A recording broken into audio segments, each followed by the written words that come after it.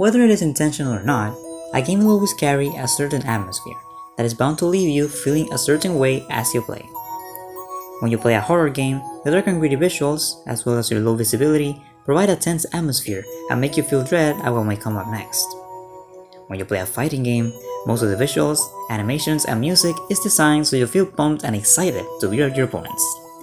But today I want to focus on a particular atmosphere that I have always felt from a particular game.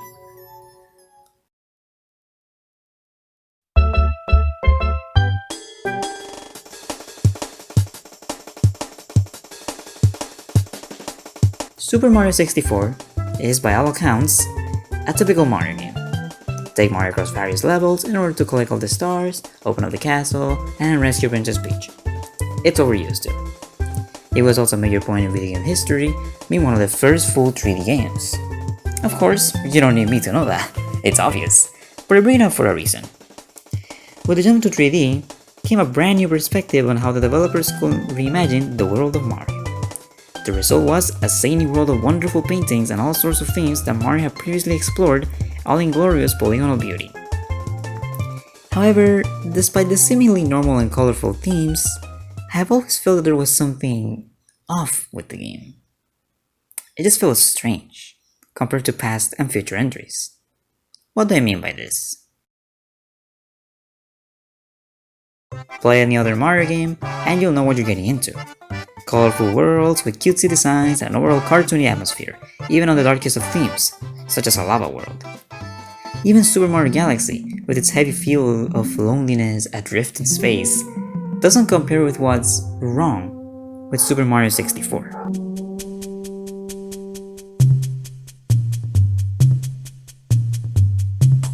I want to point out that this is not related to those weird theories about Mario 64 that you may have seen running around, or the every copy of Mario 64 is personalized thing. And while these are certainly intriguing, they're not really what I'm getting at, although seeing them did inspire me to make this video. So yeah, no info on the war operations here. Sorry.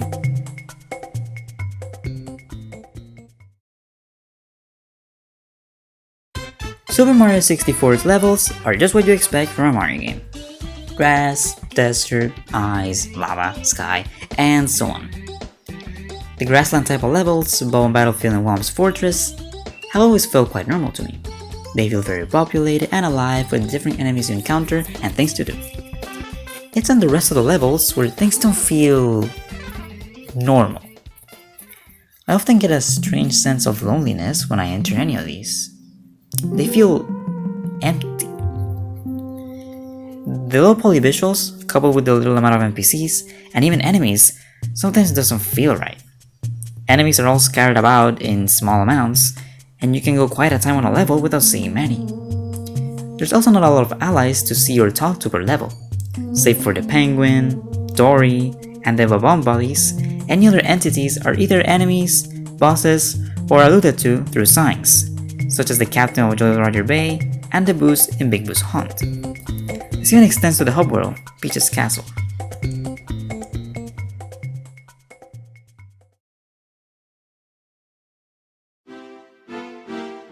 Peach's Castle, with its colorful visuals, only amplifies the weird feeling.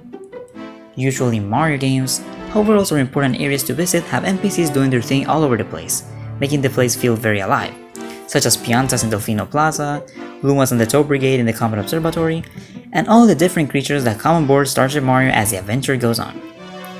Meanwhile, Peach's Castle doesn't have a lot. Save for a few toads on corners, you are alone in this massive castle full of paintings, and not much else.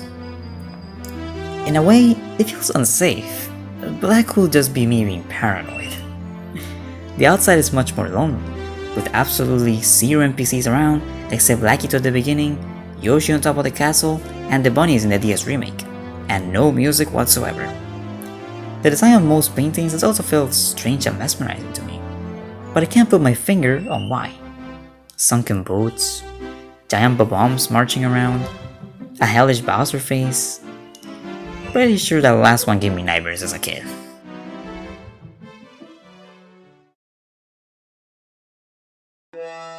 Themes that are a staple of the series feel a lot heavier in this game. Shifting Sand Land feels like a truly scorching and unforgiving desert with the many sandstorms, quicksand areas, and crazy tox boxes moving recklessly. Lethal Lava Land feels very hellish with how dangerous it is in all its small gimmicks.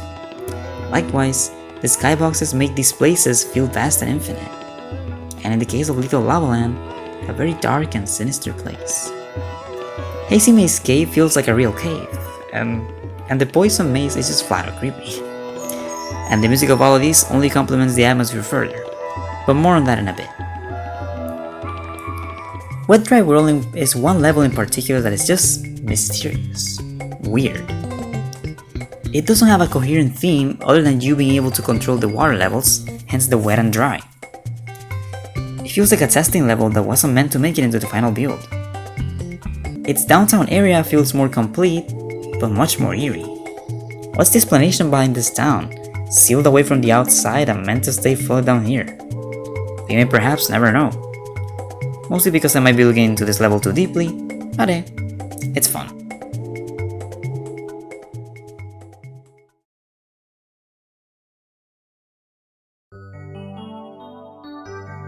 As a kid, a lot of these levels and skyboxes awoke a sense of mystery as to why these places are the way they are. Wet Dry is surrounded by an underwater village using the town of Caceres, Spain as a base, and the dark abyss below. The islands far off into the sea of the normal skybox, the distant desert and shifting sandland, dire dogs being seemingly secluded from all civilization and the sea itself, the secret aquarium being a floating cube full of water to the top in the middle of the sky. The realistic look to all the skies. These are only a few examples, but they always left me wondering just what is the explanation behind such places, even if in the end they're just a bunch of ideas the development team came up with for the sake of creating enticing gameplay. The music is also a big player in all of this. Some of the score sets the mood more strongly than future entries do.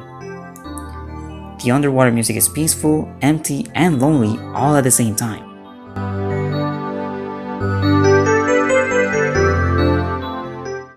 Lethal/Shift Team's music feels harsh and threatening, much like the levels themselves.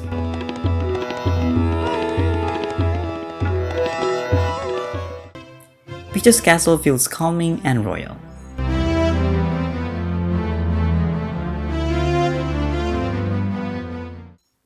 The legendary Koopa's Road feels like you're walking your way to a fight like no other, against the king of the Koopas himself, despite how anticlimactic these fights actually are.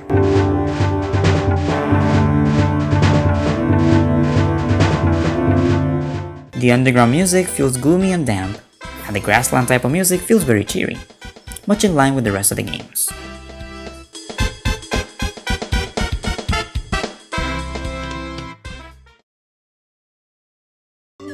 What gets me the most about all of this is that as far as we know, a lot of this isn't intentional.